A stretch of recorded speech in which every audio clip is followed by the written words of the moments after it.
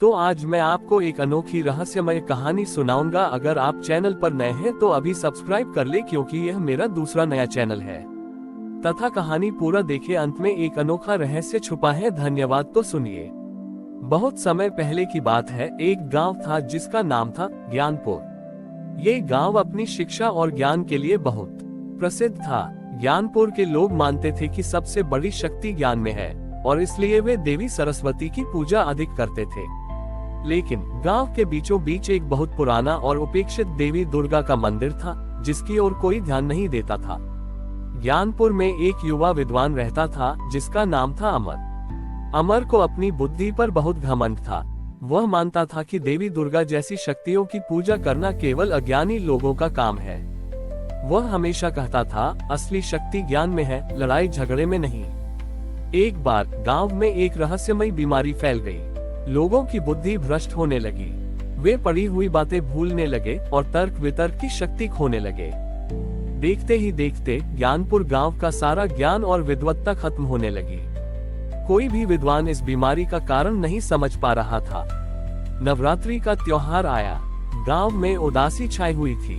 अमर ने भी अपनी सारी किताबें और ज्ञान भूलना शुरू कर दिया था। वह बहुत दुखी था। उसने अपनी हार मान ली और सोचा कि शायद उसकी बुद्धि का अहंकार ही इस स्थिति का कारण है। एक रात अमर ने एक सपना देखा। सपने में देवी सरस्वती प्रकट हुई और उन्होंने कहा, हे अमर, ज्ञान बिना शक्ति के अधूरा है। तुमने ज्ञान का सम्मान किया, लेकिन शक्ति का अनादर किया। याद रखो, ज्ञान की रक्षा के लिए शक्ति का होना भी उतना ही आवश्यक है। अमर की आंखें खुल गईं। उसे अपनी गलती का एहसास हुआ। उसने तुरंत गांव वालों को इकट्ठा किया और कहा, हमने अपनी बुद्धि के अहंकार में देवी शक्ति का अनादर किया है। हमें अब उस पुराने मंदिर में जाकर मां दुर्गा की पूजा करनी चाहिए। गांव के लोग उसकी बात मान गए। पहली बार ज्ञानपुर के लोग उस पुराने मंदिर में गए। मंदिर धूल और जालों से भरा हुआ था। सभी ने मिलकर मंदिर की सफाई की और पूरी श्रद्धा के साथ मां दुर्गा की पूजा शुरू की। वे न केवल अपने ज्ञान की वापसी के लिए प्रार्थना कर रहे थे, बल्कि अपनी गलती के लिए माफी भी मांग रहे थे।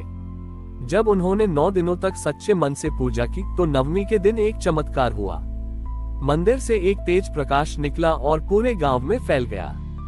उस प्रकाश के स्पर्श से हर किसी की बुद्धि वापस आ गई और ज्ञानपुर का खोया हुआ गौरव लौट आया। उस दिन से ज्ञानपुर के लोग ये समझने लगे कि ज्ञान सरस्वती और शक्ति दुर्गा दोनों ही जीवन के लिए आवश्यक है। उन्होंने दोनों देवियों का सम्मान करना शुरू कर दिया और अपनी पूजा में दोनों को समान रूप से स्थान दिया। ये कहानी हमें सिखाती है कि जीवन में केवल एक ही शक्ति पर निर्भर नहीं रहना चाहिए, बल्कि हर शक्ति का सम्मान करना चाहिए। ज्ञानपुर गांव के लोग, जिन्होंने अब ज्ञान और शक्ति दोनों का सम्मान करना सीख लिया था, हर साल बड़े उत्साह से नवरात्रि मनाने लगे। ज्ञानपुर का खोया हुआ गौरव लौट आया था और गांव पहले से भी ज्यादा समृद्ध हो गया था। गांव में एक नया युवा नेता, जिसका नाम था अविनाश, उभर कर सामने आया। अविनाश गांव के विकास के लिए बहुत ही आधुनिक और तर्कसंगत विचार रखता था। वह मानता था कि अब विज्ञान का युग है और पुरानी मान्यताओं में उलझे रहना ठीक नहीं। उसने गांव के कुछ युवाओं को मिलाकर एक दल बनाया और उनका मकसद था कि गांव को पूरी तरह से आधुनिक बनाया जाए। एक दिन अविनाश ने गांव के मुखिया के सामने एक प्रस्ताव रखा। उसने कहा, हमें अब हर काम के लिए विज्ञान का सहारा लेना चाहिए। हमें सिंचाई के लिए आधुनिक तकनीक और बीमारियों के इलाज के लिए नई दवाइयां इस्तेमाल करनी चाहिए। ये सब पुराने देवी देवताओं की पूजा से संभव नहीं। गांव के लोग उसकी बातों से प्रभावित हुए, लेकिन अमर ने इसका विरोध किया। अमर ने अविनाश को समझाया, अविनाश, विज्ञान और ज्ञान अपनी जगह सही है, लेकिन हमें यह नहीं भूलना चाहिए कि हमारी आस्था और विश्वास ही हमें मुश्किल समय में शक्ति देते हैं। ज्ञान और आस्था एक दूसरे के पूरक हैं, विरोधी नहीं। लेकिन अविनाश ने अमर की बात नहीं मानी। उसने गांव में एक बड़ा अस्पताल और एक जल संयंत्र बनवाया। अगले साल नवरात्रि के समय अविनाश ने अपने दल के साथ मिलकर गांव में एक भव्य विज्ञान मेला आयोजित किया। वे देवी की पूजा करने के बजाय लोगों को वैज्ञानिक उपकरण और मशीनें दिखा रहे थे।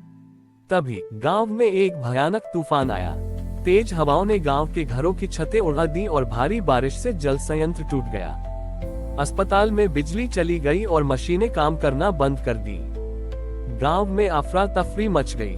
अविनाश और उसके साथी बहुत घबरा गए और उन्हें समझ नहीं आ रहा था कि क्या करें। अमर और गांव के बाकी लोगों ने मिलकर तूफान के बीच भी देवी दुर्गा के पुराने मंदिर में शरण ली। वहां उन्होंने मिलकर प्रार्थना करना शुरू किया।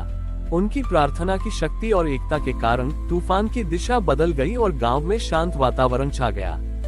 जब तूफान थमा तो अविनाश ने देखा कि गांव के बाकी हिस्से को ज्यादा नुकसान नहीं हुआ था और देवी का पुराना मंदिर पूरी तरह सुरक्षित था। उसे अपनी गलती का एहसास हुआ। वह अमर के पास गया और उससे माफी मांगी।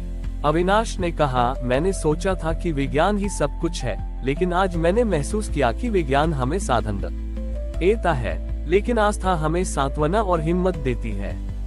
उस दिन के बाद अविनाश ने अपनी वैज्ञानिक सोच को अपनी आस्था से जोड़ दिया। उसने गांव में एक ऐसा केंद्र बनाया जहां विज्ञान और आध्यात्मिकता दोनों के बारे में सिखाया जाता था। ज्ञानपुर के लोग अब ये समझते थे कि ज्ञान हमें रास्ते दिखाता है और आस्था हमें उस रास्ते पर चलने की हिम्मत देती है। ये कहानी हमें सिखाती है कि विज्ञान और धर्म अलग अलग रास्ते नहीं हैं, बल्कि एक ही मंजिल तक पहुंचने के दो अलग अलग साधन हैं। ज्ञानपुर गांव में अविनाश और अमर की सोच से गांव का एक नया अध्याय शुरू हुआ। गांव ने विज्ञान और आस्था दोनों को साथ लेकर चलना सीख लिया था, जिससे गांव में समृद्धि और शांति लौट आई थी। एक दिन गांव में एक बहुत बड़े व्यापारी का आगमन हुआ, जिसका नाम था सुखदेव। सुखदेव एक ऐसा आदमी था जो केवल लाभ और नुकसान के बारे में सोचता था। वह गांव में एक बड़ा औद्योगिक संयंत्र स्थापित करना चाहता था। उसने गांव वालों को समझाया कि इससे बहुत से लोगों को रोजगार मिलेगा और गांव की आर्थिक स्थिति बहुत बेहतर हो जाएगी। गांव के कुछ लोग सुखदेव के प्रस्ताव से बहुत प्रभावित हुए, लेकिन अमर और अविनाश दोनों को चिंता हुई। उन्होंने सुखदेव से पूछा, क्या आपका ये संयंत्र हमारे गांव की पवित्रता और पर्यावरण को नुकसान तो नहीं पहुंचाएगा? उद्धरण चिन्ह। सुखदेव ने हंसते हुए कहा, आस्था और पर्यावरण जैसी बातें गरीबी की निशानी है। असली प्रगति तो पैसे से आती है। अमर और अविनाश ने गांव वालों को समझाया कि यह संयंत्र गांव की पवित्र नदी को प्रदूषित कर देगा और पीपल के पेड़, जिसके नीचे देवी की मूर्ति है, को भी नुकसान पहुंचाएगा। लेकिन सुखदेव ने लोगों को बहुत सारा पैसा देने का लालच दिया और कुछ लोग उसके पक्ष में हो गए। नवरात्रि का त्योहार नजदीक आ रहा था। सुखदेव ने गांव में देवी की भव्य मूर्ति की स्थापना के लिए पैसे दिए, लेकिन उसका असली मकसद लोगों को अपने पक्ष में करना था। उसने सोचा कि ऐसा करके वह आसानी से अपना संयंत्र स्थापित कर लेगा। नवरात्रि के पहले दिन सुखदेव ने बहुत बड़ा हवन और पूजा का आयोजन किया। उसने सोचा कि यह सब देखकर लोग खुश हो जाएंगे और उसके खिलाफ कोई नहीं जाएगा। लेकिन जब हवन शुरू हुआ तो एक अजीब घटना हुई। अचानक से तेज हवा चलने लगी और हवन की सारी लकड़ियां बुझ गईं। सुखदेव ने फिर से जलाने की कोशिश की, लेकिन आग नहीं लगी। गांव के लोगों ने ये देखकर अमर और अविनाश की ओर देखा। अमर ने कहा, ये देवी का संकेत है। वो हमें बता रही है कि जो काम लालच और स्वार्थ के लिए किया जाता है, उसमें उनकी कृपा नहीं होती। सुखदेव ये देखकर घबरा गया। उसने अपनी गलती महसूस की और उसने अमर और अविनाश से माफी मांगी। उसने कहा, मुझे लगा था कि मैं पैसे से सब कुछ खरीद सकता हूँ, लेकिन आज मुझे पता चला कि कुछ चीजें ऐसी भी होती हैं जिन्हें खरीदा नहीं जा सकता। आपकी आस्था और आपके गांव की पवित्रता अमूल्य है। सुखदेव ने अपने संयंत्र का विचार त्याग दिया और गांव के विकास के लिए एक ऐसा केंद्र स्थापित किया जहां प्राकृतिक संसाधनों का उपयोग करके नई चीजें बन आई जाती थीं, जिससे पर्यावरण को कोई नुकसान नहीं होता था। ज्ञानपुर के लोग ये समझने लगे कि सच्ची प्रगति वह नहीं है जो धन के दम पर हो, बल्कि वह है जो प्रकृति और आस्था के साथ मिलकर चले। ये कहानी हमें सिखाती है कि भौतिक समृद्धि से कहीं अधिक महत्वपूर्ण हमारी नैतिक मूल्य और पर्यावरण की सुरक्षा है। हमारी और भी आध्यात्मिक एवं अनोखी कहानियाँ देखने के लिए हमारे चैनल पर जाएं तथा धार्मिक एवं पौराणिक अनोखी कहानियाँ हमारे चैनल पर है। कृपया जाके देखें तथा हमारे चैनल को सब्सक्राइब करके रखें और वीडियो लाइक जरूर करें। धन्यवाद।